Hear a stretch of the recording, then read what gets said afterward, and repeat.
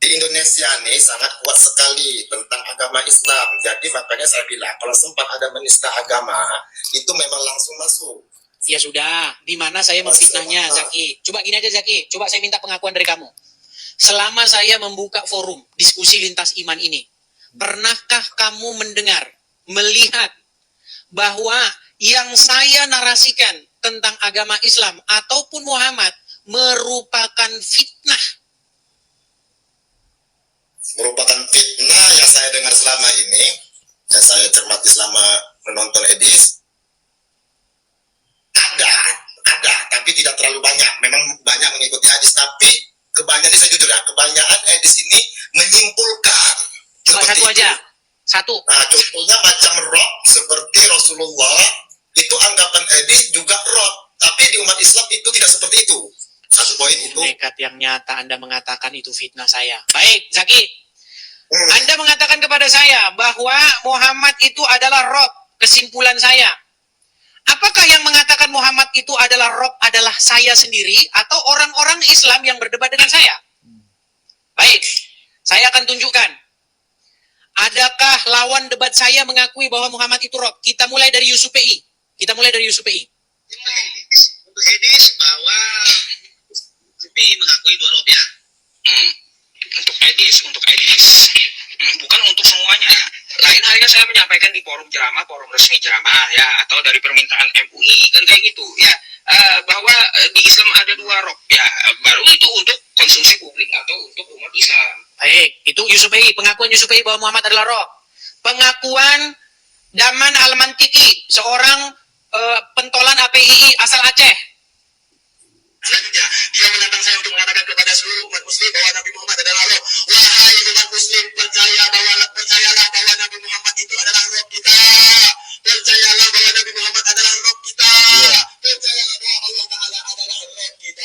Oke, dua ya roh kalian, Allah dan Muhammad. Terus, pernyataan lagi dari Ar-Rasyid. Perhatikan, apakah Ar-Rasyid mengakui bahwa Muhammad adalah rohnya orang Islam? Perhatikan. Salam. Agama apakah yang rohnya adalah mayat? Nabi. Agama apa? Islam. Siapa lagi?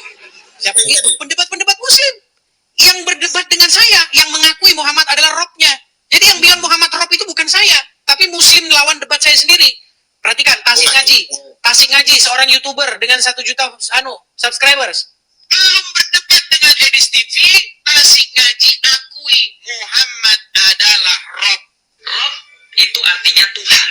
Dan orang Islam itu mengakui bahwa Muhammad itu rohnya. Ya, yang terakhir yang mengakui Muhammad itu rohnya, bahkan sebelum berdebat dengan saya adalah orang ini. Nabi Muhammad bisa dikatakan roh. Ini namanya. Jadi berhenti. Anda menuduhkan kepada saya bahwa tidak ada orang Islam yang mengakui Muhammad itu rohnya. Itu tadi siapa itu berbicara untuk Anda, Edis, Yusuf PI. Mengatakan roh itu untuk kamu saja, tapi bukan di forum-forum sama saya. Karena dia takut kalau mengatakan Muhammad roh nanti hilang penontonnya. Itu sudah kita bahas lama, Zaki. Jadi tuduhanmu terpentalkan bahwa saya mengatakan Muhammad roh. Bukan saya yang bilang, tapi para pendebat Muslim. Silakan, tuduhan yang lain apa? Shalom teman-teman yang terkasih, mengucap syukur boleh berjumpa kembali bersama dengan saya di channel My God. Izinkan saya memberikan tanggapan sehubungan dengan klaim saudara-saudara kita umat Islam yang mengatakan Edis TV memfitnah umat Islam, memfitnah ajaran-ajaran Nabi Muhammad. Namun ketika ditanya balik, fitnah yang diberikan atau yang dilakukan oleh Edis TV, tak satu pun yang berdebat dengan Edis TV tidak bisa membuktikan tuduhan yang demikian. Nah, pada video kali ini saya akan memberikan tanggapan mengapa bisa terjadi ungkapan atau klaim daripada umat Islam terhadap Edis TV. Kita akan simak bersama-sama. Dalam beberapa tahun ini ya teman-teman, saya mengikuti berbagai dialog keagamaan, ya, terutama konten-konten kritik terhadap ajaran-ajaran Islam yang dibahas tentunya oleh Edis TV. Saya melihat bahwa apa yang ia sampaikan selalu disertai sumber yang jelas, Al-Quran, hadis yang sahih, bahkan juga kitab sirah maupun tafsir klasik. Namun ketika saya berdiskusi dengan banyak teman muslim, saya sering mendengar tuduhan bahwa Edis memfitnah Islam. Edis memutarbalikkan ajaran Muhammad.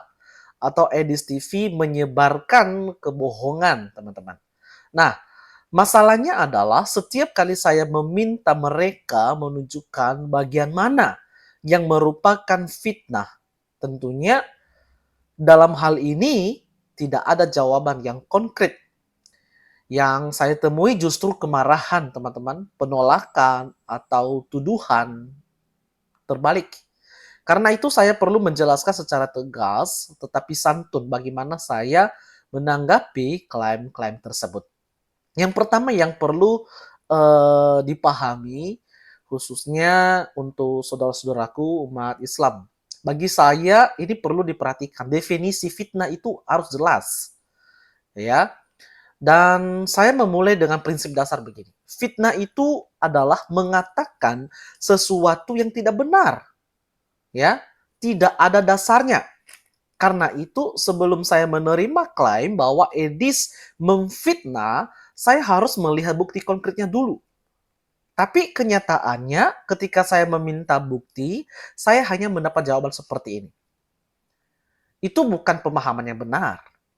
Dan yang kedua, saya memperhatikan bahwa tidak boleh itu baca secara literal. Harus ikut ulama. Itu menjelekkan Islam, berarti fitnah. Ini yang saya dapati dari pihak-pihak mereka. Tapi semuanya itu bukan fitnah. Itu adalah perasaan tersinggung sebetulnya. Bukan pembuktian bahwa Edi salah. Nah, ini membuat saya menyimpulkan bahwa yang disebut fitnah oleh sebagian muslim bukanlah kebohongan, tapi hal-hal yang membuat mereka itu tidak nyaman. Nah, itu yang saya lihat. Yang kedua adalah saya selalu bertanya, fitnahnya di mana ya? Di bagian mana Edis TV melakukan suatu fitnahan? Coba tunjukkan. Setiap kali seorang muslim berkata bahwa Edis itu memfitnah, sama seperti di video yang barusan kita lihat bahwa dia mengklaim bahwa Edis TV itu memfitnah umat Islam. Nah, tapi ketika ditanya, coba tunjukkan bagian yang mana Edis TV memfitnah. Silakan tunjukkan di Al-Quran, hadis, atau di kitab-kitab ulama. Nah, di sini saya melihat sesuatu yang menarik, teman-teman. Ternyata mereka tidak pernah ada jawaban spesifik. Yang ada adalah hanya argumen bahwa itu adalah salah tafsir. Itu yang sering kita lihat selama ini, bukan? Atau tidak sesuai dengan pemahaman mayoritas ulama. Tapi bagi saya itu bukan bukti fitnah. Kalau Edis mengutip Sahih Bukhari, lalu saya memeriksa dan ayat hadis itu memang ada. Maka itu bukan fitnah, tetapi itu adalah fakta. Ini harus diperhatikan oleh saudaraku umat Islam. Nah, makanya kalau kita ingin bernarasi, ya harus ada sumbernya, harus ada datanya. Ketika Edis TV membuka datanya, mengapa saudara saya umat Islam mengklaim bahwa itu adalah sebuah tuduhan, itu adalah sebuah fitnahan. Banyak orang-orang bahkan marah. Mereka mengatakan Edis TV ini halal itu darahnya. Mereka ingin mau penggal. Ini adalah sesuatu hal yang dimana mereka tidak bisa membuktikan sebetulnya. Ya, tuduhan yang mereka klaim itu. Nah, jadi sebagai kesimpulan saya dalam hal ini bahwa ketika Edis TV membuktikan suatu data itu bukan fitnah, tapi itu memang benar-benar fakta yang ada, ya. Nah, yang ketiga adalah saya harus membedakan ya dengan tegas antara kritik dan fitnah. Saya berkata begini, kritik itu berdasarkan teks asli, bukan fitnah. Nah, fitnah baru terjadi kalau datanya salah atau dikarang. Kalau misalnya Edis TV hanya mengarang, maka itu adalah fitnah. Tapi kalau berdasarkan fakta, jadi Edis TV hanya membaca sesuai dengan teks asli, bukan menambah-nambah atau mengurang-urangi. Nah, kalau seorang mengutip isi kitab suatu agama, tentunya apa adanya. Itu bukan fitnah. Sama seperti juga saudara kita Muslim suka mengutip ayat-ayat Alkitab. Ya, kami harus cross check apakah itu benar. Kalau memang itu sesuai dengan isi Alkitab, ya kita nggak bisa menolaknya karena memang Alkitab mengatakan. Tapi kalau itu sesuatu yang menyimpang, makanya kami sebagai umat Kristen ya berapologet, memberikan tanggapan, memberikan jawaban, pembelaan iman. Nah, jadi kalau seseorang mengutip isi kitab suatu agama apa adanya, itu bukan fitnah. Sama seperti kalau Muslim juga mengutip ayat perjanjian lama, mengutip perjanjian baru, dan menilainya kan. Saya tidak boleh menyebutnya itu fitnah selama tidak memalsukan isinya. Nah, jadi saya menekankan Anda boleh tidak suka, tapi ketidaksukaan bukan bukti kebohongan. Ya. Nah, itu yang ketiga. Dan yang keempat adalah saya melihat masalah mayoritas bukan pada data, tapi pada interpretasi ketika Edis mengutip teks Islam yang sering ditolak Muslim. Nah, yang mereka mengatakan bukanlah keaslian teks, itu bukan keberadaan sumber, itu adalah bukanlah konteks sejarah. Yang mereka tolak adalah cara Edis menyimpulkan seperti yang barusan video kita lihat tadi. Tapi saya mengatakan begini, perbedaan penafsiran tidak membatalkan fakta adanya teks itu. Saya dapat berkata, yang pertama itu adalah ayat dan hadis itu tetap ada. Anda boleh menafsirkannya berbeda, tapi Anda tidak bisa menyebut orang lain memfitnah hanya karena tidak mengikuti tafsiran Anda. Bebas orang lain untuk menafsirkan selama hal itu tidak lari daripada konteksnya. Jika sebuah teks tampak bermasalah tanpa tafsir tertentu, berarti masalahnya bukan pada mengutip, tetapi pada teks yang membutuhkan pembelaan. Nah, kalau sebuah ayat hanya aman jika dipahami dengan cara tertentu, berarti ayat itu sendiri sensitif. Ya, makanya kalau ada ayat sensitif itu, ya biasanya saudara kita umat Islam itu naik pitam, marah, emosi. Ya, dan itulah yang sering terjadi selama ini dengan lawan debat daripada NSTV. Nah, dengan begini saya tidak menyerang ya, tapi ini menempatkan diskusi pada level teks, bukan emosi. Jadi kalau kita berdiskusi, kalau NSTV berdiskusi, ya mungkin saya juga mengajak umat Islam kalau berdiskusi dengan NSTV ya harus berdasarkan dengan teks tanpa harus meluap emosi, tapi rendah hati. Kalau memang itu tafsiran yang sesuai dengan teks ya, kita harus bisa menerima ya, sekalipun itu teks sensitif ya. Dan memang ya nggak mungkin kita mengatakan itu sesuatu yang salah atau kebohongan, tidak ya. Nah, yang kelima adalah saya juga menyadari bahwa tuduhan fitnah sering ada adalah karena bentuk rasa tersinggung. Ketika data sudah ada, jadi pihak lawan tersinggung gitu ya. Nah, saya belajar bahwa banyak muslim mencampur adukan kritik dengan fitnah. Fakta yang tidak enak dengan penghinaan kutipan literal dengan penyesatan. Maka saya mengatakan begini, tidak nyaman bukan berarti tidak benar. Ya, kalau Anda tidak nyaman terhadap jawaban daripada Edis TV bukan arti itu kebenaran. Itu memang benar-benar data, fakta, jelas terpampang langsung dilihat gitu ya. Jika suatu data dari hadis atau tafsir membuat seseorang tersinggung, itu bukan kesalahan mengutip. Itu hanya menunjukkan bahwa teks itu memang sensitif ya. Nah, saya juga melihat bahwa metode Edis sangat akademik, bukan emosional ya. Ketika ada orang berdebat dengan Edis TV tidak mengatakan atau kasar kepada lawan debatnya, itu yang saya akui memang akademis ya. Nah, ketika saya menilai gaya Edis ya, saya melihat begini, ia membaca langsung sumber primer. Ia memberi referensi jelas. Ia membandingkan terjemahan dengan teks Arab. Bahkan ia juga menunjukkan pendapat ulama klasik. Ia memakai logika sejarah. Nah, perbedaan dengan apa yang sering saya lihat dari banyak pembelaan Islam adalah hanya mengutip pendapat ustadz Itu yang terjadi. Tidak membaca kitabnya sendiri, mengandalkan retorika, dan cenderung emosional. Itu yang sering terjadi. Nah, karena itu saya menjawab, selama Edis menyajikan data dari kitab umat Islam, dalam hal ini Al-Quran, maka saudara-saudaraku tidak bisa menyebutnya fitnah hanya karena tidak cocok dengan pemahaman umat-umat Islam. Ya. Nah, saya menghargai hak semua orang untuk memeriksa isi kitab manapun. Saya percaya bahwa dalam masyarakat bebas, kitab suci boleh dikritik. Sejarah boleh dianalisis ulang. Ajaran agama boleh dibahas secara terbuka.